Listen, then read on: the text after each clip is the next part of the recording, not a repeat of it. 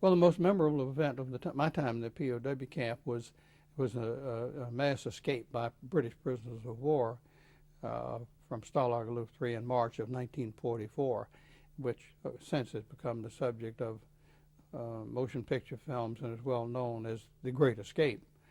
Some 76 British prisoners tunneled out of the compound immediately adjacent to us through a tunnel that they dug, which they named Harry. 76 men managed to escape through that tunnel before it was discovered. All but 2 were recaptured, and 50 were executed by the Germans. So I would say of all of the events that took place while I was at Stalag Luft III, that was the most memorable. It's not memorable in a pleasant sense, but it was something that it was the principal thing that I recall. What changed in your area of the camp after that happened? Well, the Germans, what little decent relations we had with the Germans evaporated completely after that.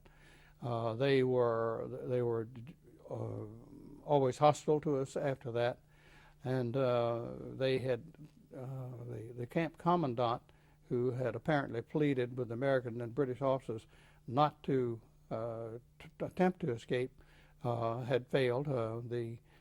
As prisoners of war, we knew that we had a duty to harass the enemy as much as we could. We were reminded that even though we were prisoners of war, we were still American soldiers, and we were expected to do what we could to help the war effort. And I think that was the attitude, but the Germans they became much more hostile to us after that. Did you have any idea towards the end of your time there that the war was going very badly for the Germans?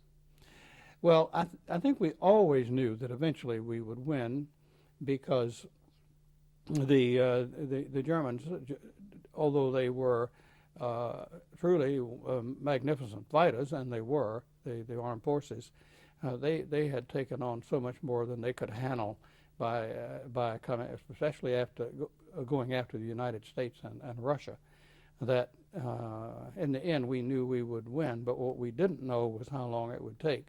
And one of the worst things about being a prisoner of war is that you don't know how long you're going to be held captive. It's not as if you've been given a fixed sentence. You're going to be there until you either escape or it's all over. But yet we knew that eventually the United States would win.